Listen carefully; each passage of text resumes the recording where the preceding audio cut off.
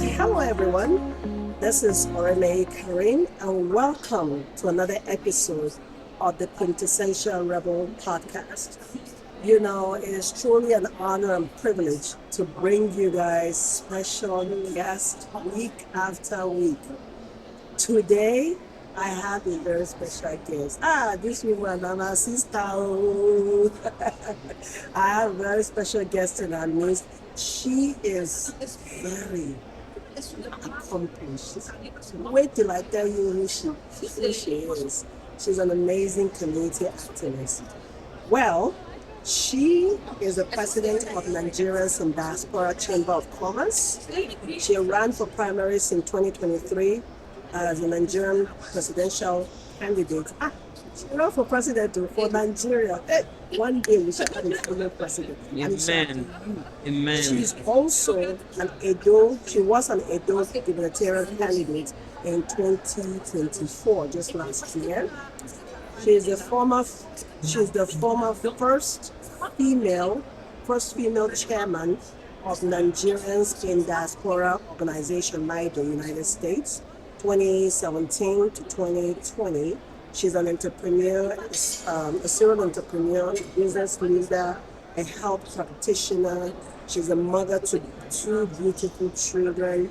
She's an amazing soul. Today we have with us Her Excellency.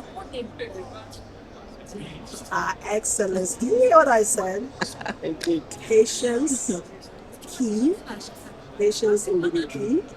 You are welcome.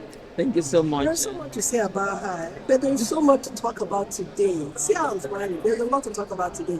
So I didn't want to cut the introduction short because we're also going to ask her to tell us more about herself. You are welcome, my sister.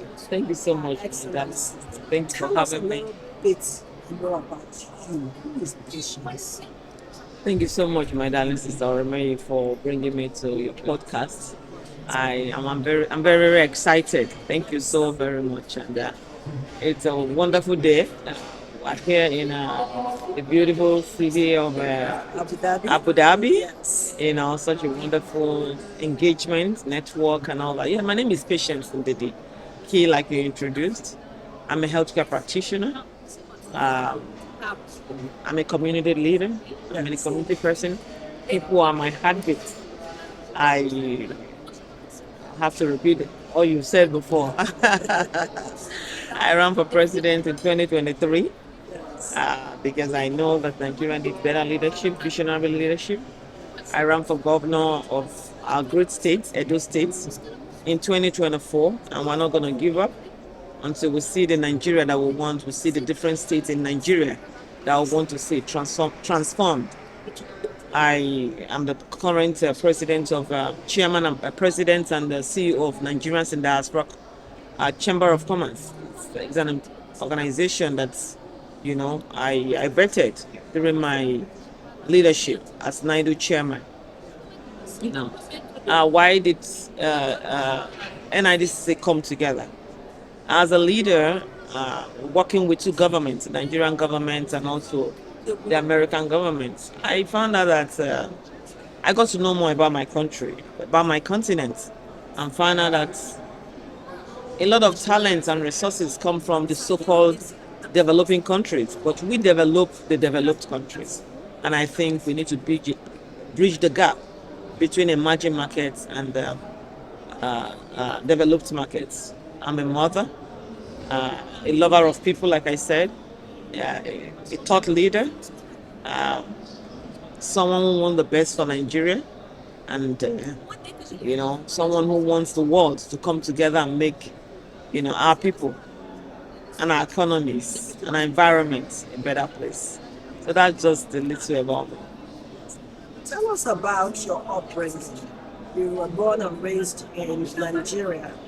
Tell us a little bit about Yeah, I was born and in how that shaped you to who you are today. I was born in Nigeria, in Benin City to be precise. I was born in Benin City, Edo State. I went to Exotic Primary School, St. Margaret. Initially, the kind of story, I was brought up by a Delta mother. Of course, we were all Bendel those days. Yeah, so I was more of a Delta person before I got to, be close to my dad and, you know, all that. So I'm from Edo State and also from Delta. Delta shaped my life and all that. But thank God for Bendel, like I said. Yeah, my mother was a single mother, but she was one of a kind. She's late now, beautiful soul. She was one of a kind, a people lover. She wore the hearts of a man and a woman. I didn't really miss so much of a dad, per se. Of course, we had people around us, but because of the strength that my mother eschewed, so it was very difficult to think that you are missing something in life, because in her own little way, she was able to give her best to her children, me and my younger brother, and all that. So even if she did all that, she was also a disciplinarian. I was the only girl, so you would think, so much love was there.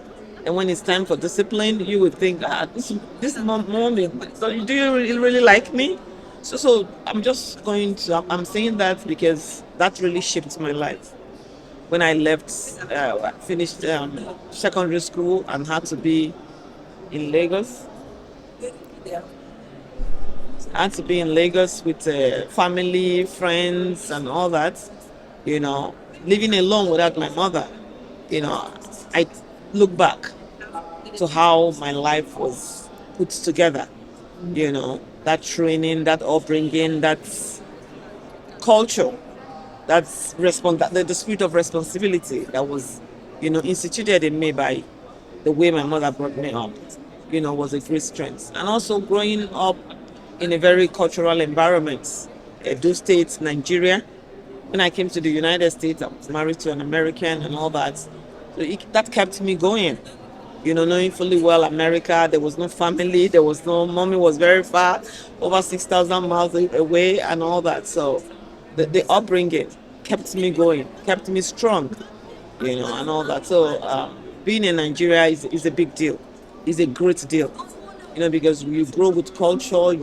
There are different things that we have learned from our parents, whether we think they were mean. No, it was just a way of, putting us doing things that can help us, to forge ahead in the future. So I'm very proud as a Nigerian. Nigeria is home. Nigeria is life for me, and we cannot but do all that we can to move things forward. So that's just a little you know. That's a lot, but about yourself, your upbringing. There are a few questions that I have for you as a follow-up to that. What do you think? Do you think that your upbringing, especially with the way your mom raised you, has contributed to your strength and your leadership qualities that you possess, and has kind of steered you in the direction that you have been so far? Because you're in spaces where, for the most part, our women are not. And when I say our women, I'm talking about Nigerian women. You ran for presidency, you founded and started the Chamber of Commerce.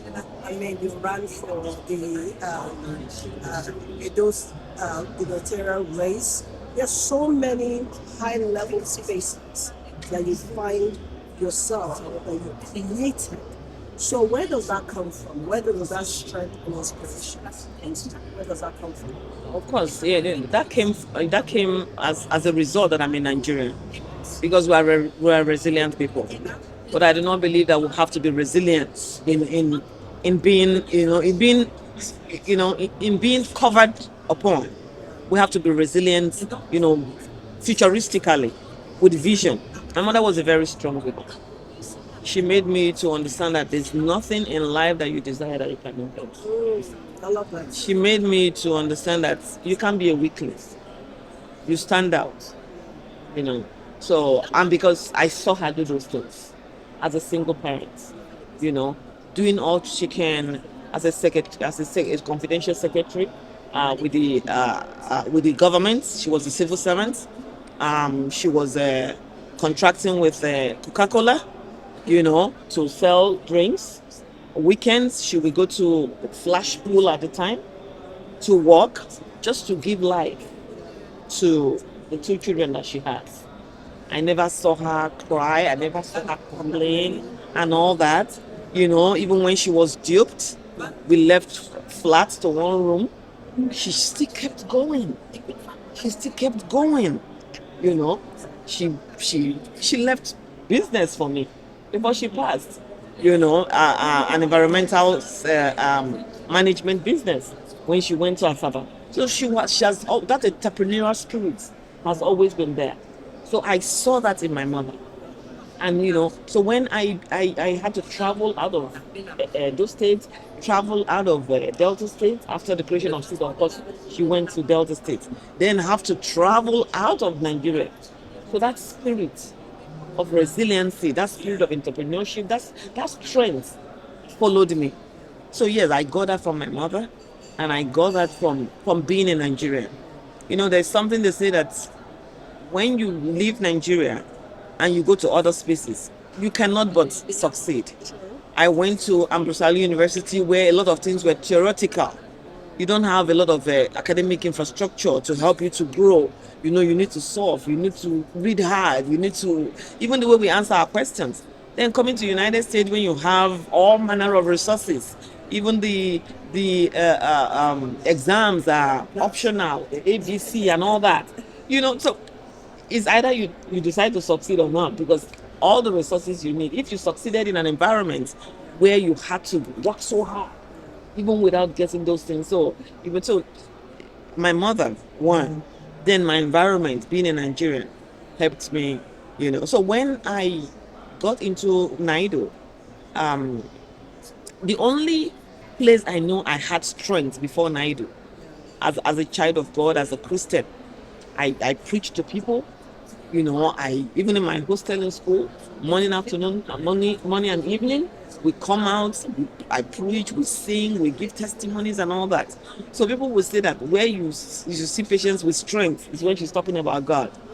So when my friend invited me to be a part of NIDO and all that, I like, okay, let me learn about this organization so I will know if it's something that I would like to do.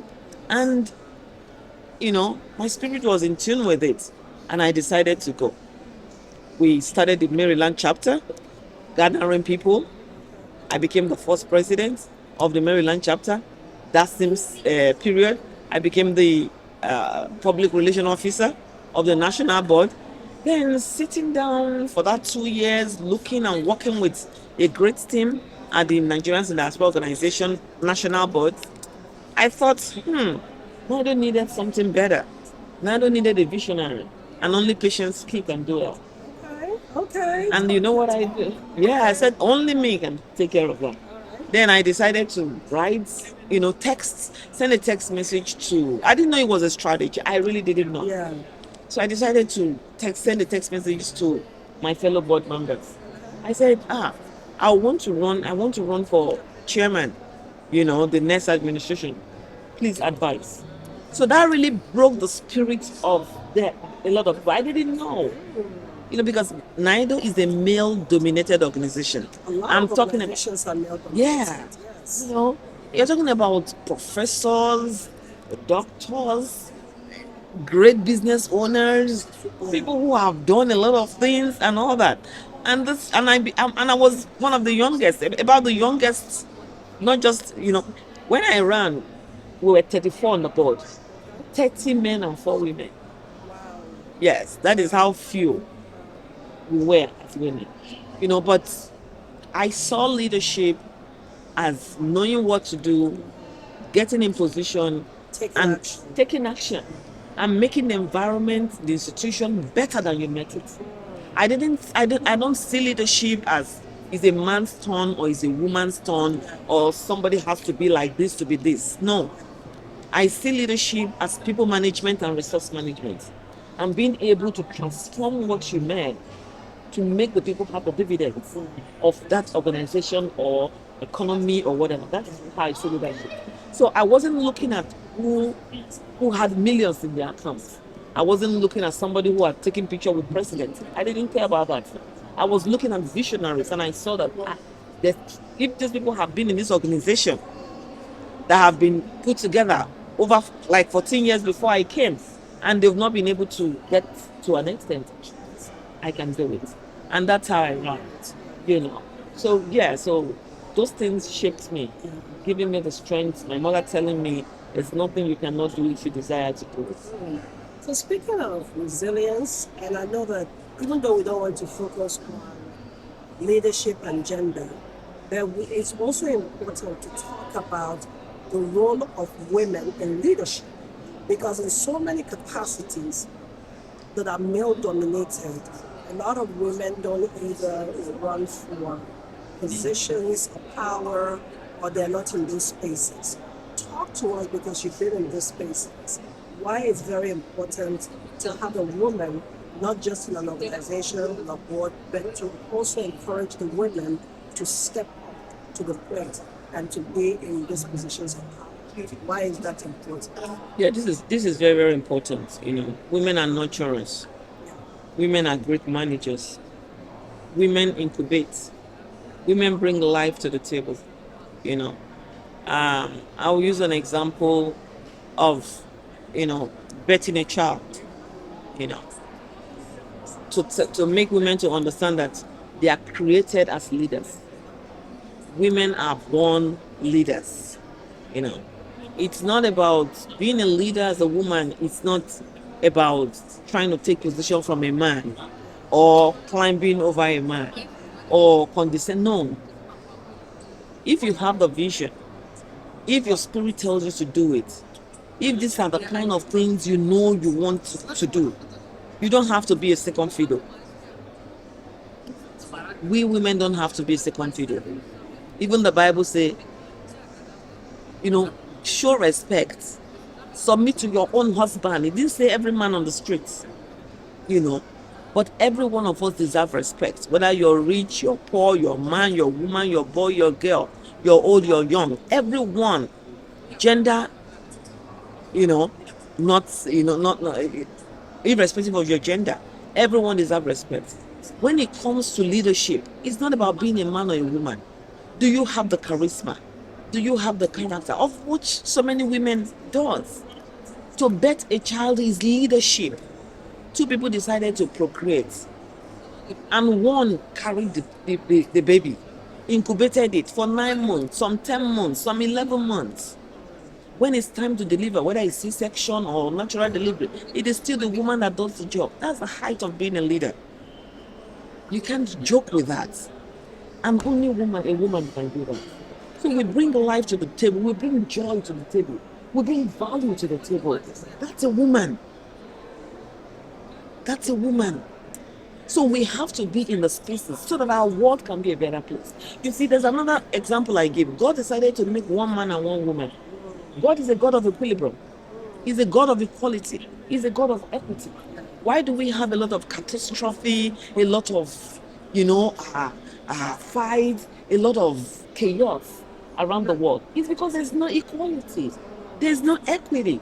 We just talk about it, but we don't do it. You cannot be greater than the creator.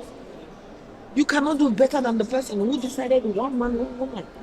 There have to be that equity for things to be right, for things to go well. So women, we need to rise up and stand still and stand tight. It's all about collaboration. It's not about competition. You're not competing with anybody. You're not competing with anybody. You're just taking the space where God has given to you so that you can make your world a better place by serving. We are all God. We are born to serve. Have the carrying pregnancy is a service. It's a service to humanity. You brought that baby, children. Some have triplets, quadruplets, name it. Then you continue to serve, you continue to nurture, you continue to do, and all that. So let's not downplay one another. So it's an opportunity God has given to us. We don't have to look at, who is better, who is richer, who has talent. That's what, who has vision. Yes. So speaking of vision, you had the vision to run for governor of our dear state, Edo State. Tell us a little bit about what that journey was like and what the future holds for you Thank you very in the much for that. political spectrum. Thank you very much for that question. When I wanted to enter into politics, I actually did not think of running for government. Okay. Uh, Think of when I started, I you know I entered into when I decided to go into politics. It wasn't that I just decided, you know, being the former chairman of Nigerians in Diaspora Organization, we come to Nigeria several times a year, have meetings, relate with the government, write things we think can help the nation to grow, do a lot. And I just found out that we're talking to those people. So if I have to leave my children, my work, everything, and come to Nigeria for love of people and nation, and the people you're trying to relate with they're not people centric. They don't care about the human beings. Because when human beings are better, definitely an economy will be better. You know, and so why are we not running? Why will I be advising somebody who is not doing it? And in one of the discussion with some team, I said, you know what, 2019 is so close. 2023 will take over Nigeria. And I didn't know that my friends and teams, believe me so much. I said, patience, we know you when you say something, you will do it. So in a nutshell, I entered into leadership, into the space in politics in Nigeria because of the things I see not working well in Nigeria. I entered out of anger of suffering Nigerians, impoverished people, an economy with everything God can bless a nation with, and there's nothing to write home about. So that's how I ran for presidency, and I'm proud that by God's grace I was able to do that. Then when I saw the kind of vacuum in my state, I said, well, I know people said, oh, you ran for president. Why are you now going back to go and run for governor? I said, it's not about the position. It's about the work you're going to do. It's about the value you're going to add. It's about the vision you have, and you can put it in a space for people to see that these things are possible. That those states can be transformed, and any other state as well as Nigeria. So it's not about the position I wanted to hold. I tell you, I'm not a politician, but then because I entered politics, I have no way of not being called a politician. I'm not a politician per se. I'm a life giver. I'm a life saver. I'm a humanitarian. I'm born to do good. I'm created to do good and all that. So, of course, like she asked, what does the future hold? We're not giving up. We are not giving up at all. We can't give up. We cannot start and stop because we need good leadership. Lincoln Yo of Singapore said something. He said, without good people in leadership, you cannot enjoy good governance. So if we want good governance, we want transformed economies, we want innovative economies, we want things that work for human beings, then we need good people to be in leadership. Speaking of good governance and leadership, local Nigerians, we've seen and we know, even if we live abroad, right, we know the condition of the country. Do you think there's hope? Because when I ask this question, some will say to me, you live abroad. Why do you care so much about taking up space in Nigeria as a leader? You have things working for you. You don't even live there. But then again, you have a vision that goes beyond the fact that you live abroad. And there's some who are completely giving up on their country. They don't plan to stay back. They don't visit. They do not encourage their children to go. How is a two-part question? Is a two-part question. How do you keep your hope? Number one, how do you maintain that hope? And number two, do you think there is even hope? Thank you for this question because One of the things we see in our country is hopelessness. Nobody can help us except we help ourselves. There is great hope for Nigeria. Nigeria is a nation sitting on a hill. God has set Nigeria on a hill. We cannot be put under. We are being where we are right now because of the kind of leadership that we have. Nigeria is a shining star. You can imagine, you can see at this event, people trooping to the Nigerian stand. We have everything that any nation could desire. So there is great hope for Nigeria. Okay? For those of us who believe in this good leadership, for those of us who see the future, we have to embrace the ones who see hopelessness. We have to encourage them. We have to brand this country called Nigeria. Yes. I hear people talk about, Yes. yeah, I hear people talking about some countries I don't want to name. And I'm like, this is it. Whether we like it or not, Nigeria still sits at the giant of Africa. With our resources, with our population, with everything happening around, with our intelligence. United States has no choice a couple of years ago to single us out as the less than 1% of the black community doing great things. Yes. The best of the best. In IT, in technology, in healthcare, and all that. So there's big hope. And the only way we can infuse this hope, maintain this hope, and sustain this hope is when, see this hope implemented, is when good people stop complaining and start doing something. We see a good person coming out to run. We support that person. We support with prayers, with resources, with everything. It takes money all over the world, not just in Nigeria. So there's hope, there's great hope for Nigeria. The hope is not lost, despite all odds. The hope is not lost at all. Nigeria, the goodness and mercy of God follows Nigeria. We have no choice. We have human capital. The majority in Nigeria are the youth. Exactly. The issue that we have is the lack of jobs. The lack of We don't job. have the resources available for them to thrive. Because of bad leaders. When I was leaving Nigeria in 2006, things were not like this. But when people continue to be, we learned about the push and the pull factors. When people continue to be impoverished, when they continue to be increasing unemployment, which leads to insecurity, poverty, and the rest of it, what else do you expect? You can see the Japa syndrome.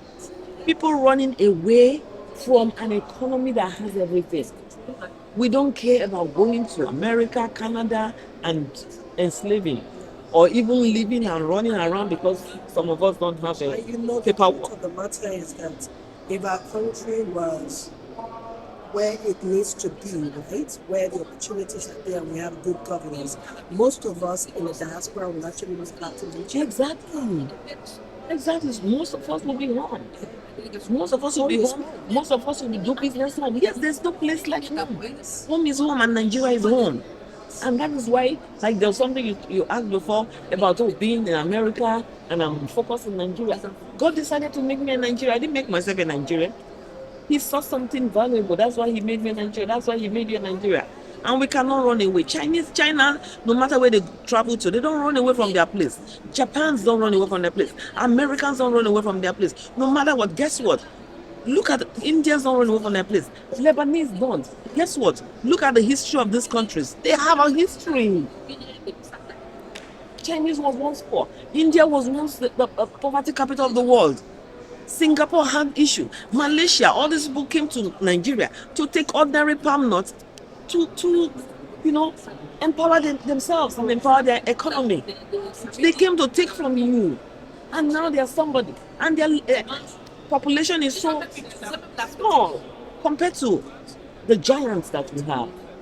So there's great hope in Nigeria. And people say, oh, she lives abroad, she's coming.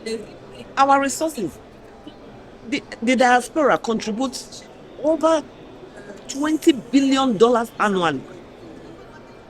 Over $20 billion annually. That is more than what, so many sectors in the Nigerian government. Some kind of money that, yes, that is significant. So if my resources can pay school fees, can pay health care, can put food on your table, why do you think that my leadership will not do better for you? My sister, I will tell you, when I ran for Edo governor, the person they say is in diaspora, it's me that built my party in Edo. I'm the one who brought in people. But the people who live in Nigeria, they are there. Who live in Edo State, they are there. But you say I'm in the diaspora. I built the party. I brought people on board. I made sure this one happened. I made sure that happened. Yeah, people did what they could do. But then, it's not like people who are living in the country. Because you know, so Nigerians should not only want us or work with us or celebrate us when we give them money or pay school fees or buy shoes and all that. Leadership is it's a part of it too, because we are Nigerians. I am first Nigerian before I decided to travel out of Nigeria due to marriage and all that. So yes, there's great hope for Nigeria. We need to foster it by talking about it like we're doing now and putting action that will lead to implementation. That will also bring sustainability, collaboration. Another thing before we continue, diversity and there's no America without diversity and inclusion. People all over the world come together to make America. So Nigeria, we need diversity and inclusion. Explain that. Yeah. For example, when I was chairman of Nigerians in diaspora, I advised the government. I advised those working with the government. We need to bring our brothers and sisters, called Black Americans, who are our relatives. They were taken out as slaves. Who are traced their roots to Nigeria. And I say, even if it's zero DNA, somebody wants to come back. Let's open the door. And there are other foreigners who are still in Nigeria. Yes. Let's open the door. Exactly. To our brothers and sisters in the diaspora who were taken against their will to return back home. Exactly. The economic impact alone. Oh my God, it's huge. And people are coming to do illegal mining, take our resources, go back to their country, refine it, and sell back to us. That's an insult. That's the height of impoverishment. So we need visionaries that can be in place of power to implement everything. There is hope for Nigeria, great hope for Nigeria. I love that. One final question before we let you go. I know you have a very busy schedule today. I want you to talk to the young girls. Our young girls are precious. Our boys are precious as well. But I want you to talk to them. Whatever you would have told yourself when, looking back, maybe what would you have told your 18-year-old self, what you know now. You know how young people always feel like they know so much at that young age, but then when they get older, they realize, oh my goodness, I didn't know anything at that age. And talk to that young girl who's looking at you saying, if she can do it, I can do it too. But just wants a little bit of encouragement. Talk to our young girls. Thank you very much. This is a very nice one. This is a wonderful moment for me. This question is dear to my heart. There is nothing that we have seen other women do. Women have become presidents of nations. Women have become CEOs of nations. And women have done a lot of great things. And I'm not going to be careful about this. I will just say it the way it is. You don't have to sell your body to get anything. For every position that I've attained, it is with wisdom, it is with the vision and the willpower to work for the service of all, to add value to something. So many people think, oh, we have to do this to do this. No. Come the way you are. Come with the talent, the grace that God has given to you. And there's absolutely nothing that you cannot achieve. We have great Nigerian women. We have great women all over the world. Let's look at their footsteps. Let's follow what is right. Our body is a temple of the Holy Spirit. It is not for every man on the street. It's your dignity. That is your power. And Nigerian women all over the world, we are intelligent, we are smart. So please, whatever it is that wells up from your spirit, when the Bible said out of our belly shall flow the rivers of living water, that is idea, vision, power, whatever you tell me to be. So there's no hopelessness for any woman. I wasn't in these positions because I had money. No. I was in the midst of millionaires. It is well. There was $1 million in my account then. Not that I even have the millions right now. But the grace and the strength and to stand tall, knowing your inner power that God has given to you is very, very important. And self-motivation. That helped me a lot too. Because no matter, you think I didn't have fight? Of course I had fights. I was even sued in American courts for doing good work for the Nigerian community in America and Nigeria. But did that deter me? No, I fought hard. I stood tall, and guess what? Everyone who fought me, they have come to beg, saying they are sorry. And I forgive them because they are my brothers. So let's be futuristic. Let's look forward. Let's, use that inner power that God has given to us, not to fight anybody, not to compete with anybody, but to get into that position that God has put in your spirit to work with and be a blessing to your generation. We don't need our body to be able to make it. We don't need to bribe anybody to be able to go there. Just be a person of goodwill. And again, fellow women, we need to support one another. Very, very vital. It's not about talk anymore, but about action. I was in a TV interview with another woman when I was running for presidency. And she was comfortable saying women were not ready for leadership and had an example. And this person is supposed to be an advocate for women. So if the women are not ready and you are an advocate, what are you advising them to do? What are you advocating for them? But we all don't know better. But I'm sure, she has grown to know. So yes, you have the power within you.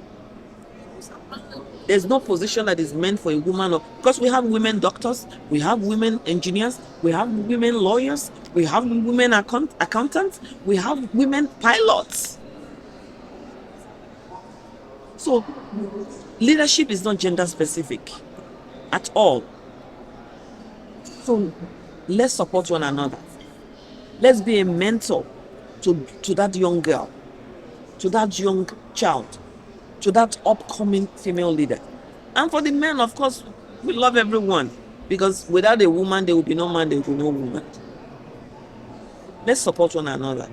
Let's educate our girls. Let's put resources, in things that can help life to grow. And there's no way we cannot stop doing it. Thank you very much. With that, we are unstoppable. With that, you are unstoppable. Yes, well. Thank you so much to one of our shearers, Patience Ndidi. Thank you for being here this afternoon. Gabby, we thank you for being on the Quintessential Podcast. Please like, share. Make sure you subscribe as well. Continue to follow us as we continue to tell stories of a lot of people out there who maybe you may not have heard about it, maybe you have and don't know their story. We're going to bring one story after the other to you. So stay glued on this channel. Again, thank you so much. This is Renee Karim, the Quintessential Rebel Podcast host. Until next time, take care, everyone.